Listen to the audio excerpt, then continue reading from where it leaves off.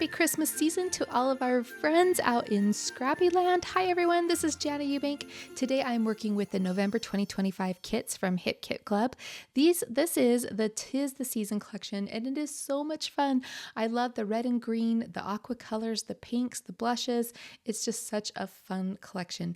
Now today I'm going to be working with some photos of my kids posing in their new Christmas pajamas. It's always like a requirement to get pictures by the tree and on the stairs before we open presents for the day. And I don't know about you, but do you guys do that tradition? My kids are quite old now, and I think they're getting a little tired of it, but it's also nostalgic, right? So I've gone through the papers here and I've picked out some colors and patterns that I think will work well. I've gone ahead and I want to kind of lean towards this Christmas tree pattern paper because my kids are posing in front of the Christmas tree for part of these photos. So I think that will work well. Now I've decided to use this mint lined paper as my background. I'm just stitching around it to give it some texture. I'm going to lift up the edges with the spatula, and then I'm framing it out with a piece of the dark green holly cardstock from the Cardstock kit. I will also use that dark green cardstock to frame out my main photo and just help that to stand out a little bit more.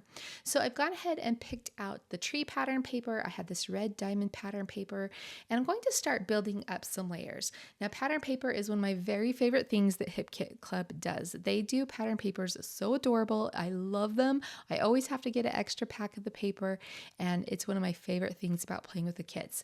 Another favorite is going to be the cardstock die cuts, the chipboard die cuts, and of course, I always love picking up the metal dies, and so I'm going to be incorporating all of those items into my layout today.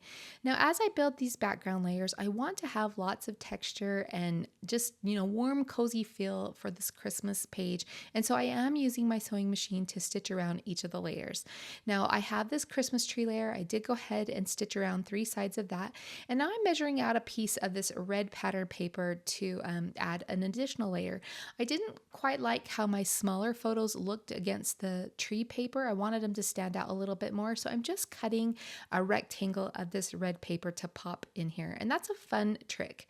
These are not equal layers, they're kind of random layers. And so if you have scraps in your stash that you want to get used up, just try piling them up in different configurations and creating some layers for your photos to set on. And that's what I'm doing today. Now the Christmas tree paper will still peek out here and there, so you will definitely see that. And even though I'm covering up a lot of it, you still get a hint of it, and so it's not lost or forgotten. Now the next thing I want to do is add in a horizontal band behind those 2 smaller photos. I just felt like it needed a little pop to help those anchor them a little bit better and also to pop off the page. I decided to go with this black and white diagonal stripe, and so I cut a 2-inch piece of that. I'm going to banner cut one end of that, and then I'm just going to slide that behind the 2 photos and the bottom of the large photo, and that will just add some fun layers here and lots of visual interest. So we'll go ahead and sneak that in behind those 2 layers. Now I did stitch all of the other layers, but for this diagonal piece of paper, I'm going to leave that one plain.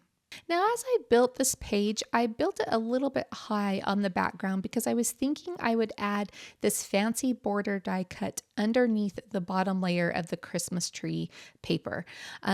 I did change my mind. I decided to move it up underneath the black and white strip. And so I am going to pull up my entire layout off of the background and just move it down slightly so that it doesn't look so high on the page. So I did grab some undo from my stash. This is just a remover, and I'm just, kind of sprinkling this underneath this paper layer so it doesn't, pull up the pattern paper, and I'm just moving the entire piece down slightly. Now I'll go ahead and attach these 2 pieces together. The fancy border die is like 8 inches long. It's a good length. And I decided to cut out an extra little piece, and I'm just going to attach these together using some liquid glue, and then I will adhere this underneath the black and white diagonal stripe. I love this die. I think it's so cute. It reminds me of that gorgeous, beautiful garland or fringe, or when they do those beautiful scallops on wedding cakes with the icing. that's what it reminds me of. And so I think it's so cute for this Christmas page. And I just love all the texture that it adds there at the bottom. The next thing I do is head over to the cardstock and chipboard die cuts, and I'm just pulling out things that are catching my attention. Of course, that chipboard Christmas tree caught my attention right away because my kids are standing in front of the Christmas tree. And then I also grabbed that sweet Christmas chipboard title, and that's going to be my title for this page. Next, I went to the cardstock tags and bows, and I definitely knew I was going to add one of those adorable bows at the top of my photo. Thankfully, my photo had some white space as far as the subject matter goes, so I'm not covering up anybody's face or anything like that by putting the bow at the top of that main photo. And then I'm going to layer together these other 3 rectangular tags behind that red diamond layer, sorry, can't talk, and just to add some fun interest. I love the twine, I love the silver rivets on those, and again, it's just balancing out all the texture that I have going on the page. Now, before I adhere these, I am going to trim off the bottom little section of each of these tags, just in case I want to die cut something out of them later on another project. And then definitely on that cream one in the middle, there was a journaling area, and I thought that would be useful on another project. So I'm just going to set those aside. I love the little fringiness of those strings of the tags at the top, and I love it. I think it's so cute. Now, I did add a chipboard circle to the center of that red striped bow, and then to top that off, I just added one of the little glitter enamel dots, the pink one, to just decorate that. So I like how that looks. Next, I'm looking for some die cuts to round out my title, and I decided to go with this tall stack of presents. I am trying out some other presents just to see, if or other shapes to see if I want to change my mind, but I really was drawn to that tall stack of presents, and so I will bring that back in. Now, while I'm looking through the die cuts, I found this figgy pudding, or this Christmas cake, and this group of candles. And then I also pulled out this little lollipop, and I thought that would be cute to put up there by the presents because the title is Sweet Christmas. So I'm going to go ahead and tuck that stack of presents in there. I'll go ahead and tuck the lollipop in there, and then I'm going to work on the die cuts down at the bottom of the page. So let's see, what do I do next? Yes, I'm looking at those Christmas cakes. Now, I wanted to bring in a little character. If you've watched my videos for a while, you know that I like to bring in like a little critter or just something alive, like a flower or something like that. And so I'm looking at these little critters thinking which ones would work. I really liked this snowman, but I have some snow pictures in mind that I want to do later. So I'm like, well, I think I might save that. So I settled on this adorable rocking horse. That definitely screams Christmas morning to me, like all the fun toys piled around the Christmas tree. And even though my kids are older, I just think it's super cute. I did pull out some black and white baker's twine from my stash and tied that around the rocking horse's neck. And then I left the candles in there to accent him.